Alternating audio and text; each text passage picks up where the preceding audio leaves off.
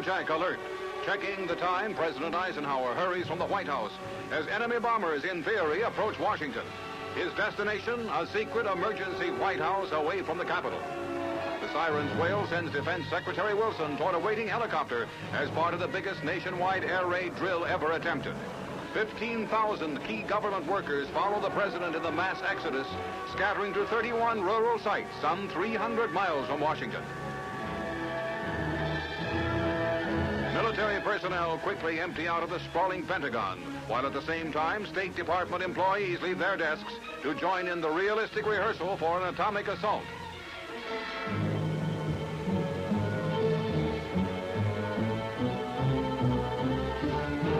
New York is another of the 60 cities in the United States and its possessions hit by the mock hail of nuclear death. Old Glory flies over the tent city where government agencies carry on in the wake of the mythical crippling devastation.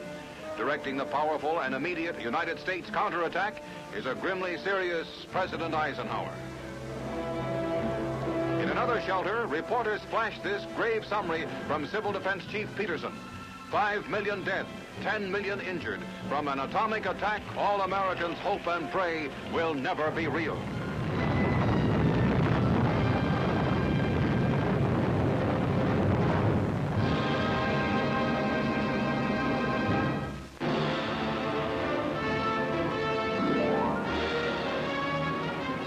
Buenos Aires, 100,000 Catholics defy strongman Juan Perón on the eve of open revolt in Argentina. Ignoring a government order banning outdoor religious gatherings, the huge throng jams the Plaza de Mayo. Only hours later, the city is turned into an armed camp. Revolutionaries striking after Perón's excommunication for expelling 2 Catholic prelates bomb the government building and fight pitched battles with Perón loyalists in the streets of the capital. The long, smoldering church-state feud, raising into bloody revolt, rocks uneasy Argentina.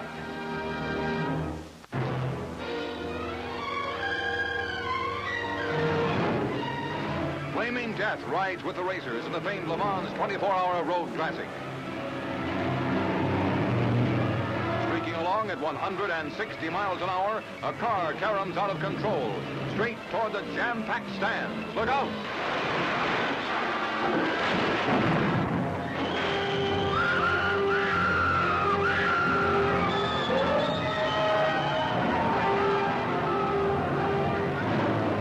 In screaming terror, spectators stampede wildly, leaving dead and maimed behind. Some are showered with blazing debris and fuel from the car, which exploded with a searing flash of a magnesium bomb. Seconds ago, this was a stretch of gay, cheering people. Now it is a black, hysterical horror. The wrecked car's driver, Pierre Levesque of France, is burned to death as rescue workers attempt to put out the fierce fire, desperately snatching a track banner to smother the flames. 49, Pierre Levesque, who gambled with danger, pays off with his life. Officials slow the drivers so ambulances can cross the track to begin the grim task of removing the casualties. More than 80 are killed and 100 injured in the worst disaster in auto racing history. Dead and dying are strewn beside the straightaway. The burning car explodes again as raceway firemen try to control the stubborn blaze. The roaring motors swallow up the panic and cries of pain as the cars flash by the littered debris.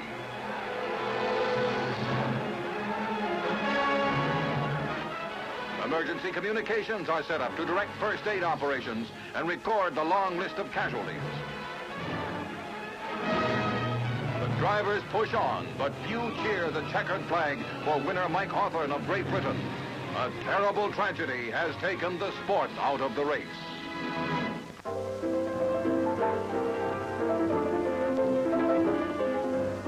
For busy New Yorkers hurrying along Broadway at the turn of the century, the thought of motion pictures and motion picture theaters was as distant as Europe, as remote as the Orient.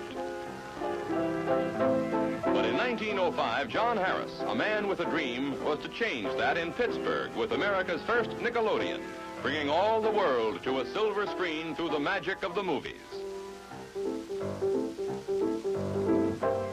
Stepping from his car, Tsar Nicholas II of Russia seemed to come alive in a theater thousands of miles away. A billion-dollar industry was born with the Nickelodeon, where Americans first saw motion pictures of Germany's autocratic Kaiser Wilhelm. Historic old films recall how Wilbur Wright and his brother Orville launched mankind into the era of powered flight on the barren, lonely sands at Kitty Hawk. President Theodore Roosevelt could little foresee how fast we would travel out of the horse and buggy days 50 years ago when the Nickelodeon introduced a new kind of entertainment to America.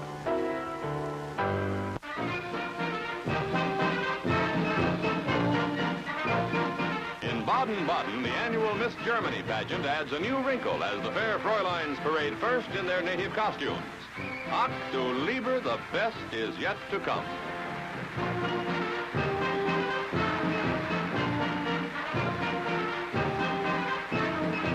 Thoughts of unification and rearmament yield to a far more pleasant and relaxing problem, picking the prettiest.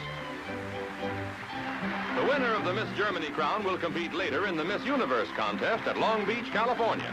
And it's plain to see that the modest young misses have their minds on their business.